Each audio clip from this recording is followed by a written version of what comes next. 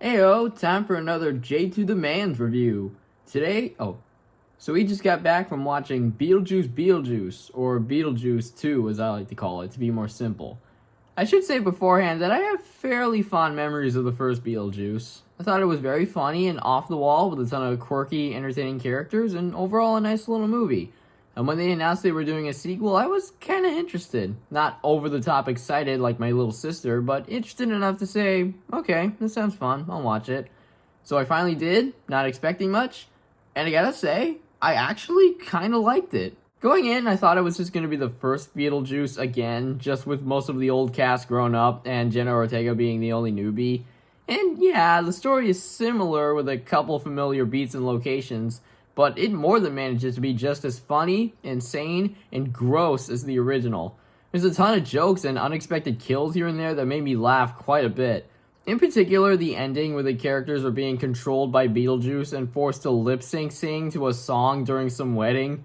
I won't spoil exactly what happens, I just wanted to say that part made me laugh the most. All the cast for the most part was really good, with Jenna Ortega and Michael Keaton in particular being especially charming and goofy. But where the movie really surprised me was with its emotional core, something that wasn't really present a whole lot in the original. I found the characters this time around to be more sympathetic, and I love how this film introduces elements that made me care more about what was happening than in the original. There was more at stake, the conflict felt more engaging, and its themes regarding death, grief, and moving on are explored in a deeper, more meaningful way. I liked its message about learning to get over losing loved ones, and the way it all wraps up was fairly well done. As much as I enjoyed this movie for the most part, it's definitely not perfect and isn't without flaws. It has a little too many characters and a bunch of subplots here and there, most of which add nothing to the story and don't go anywhere.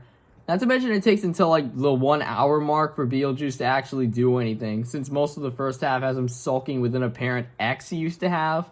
I don't know, more focus on a single plot would have been better. Other than that, I had a pretty good time with this movie. If you like the first Beetlejuice, I recommend you check this one out. It's hard to say right now if I like it better or worse than the first Beetlejuice, but I'm gonna give it the same score I gave that movie. A 7 out of 10. It's funny, it's endearing, you'll probably have a good time. Well, that was quicker than I thought it would be. Yeah, I don't know how to end this.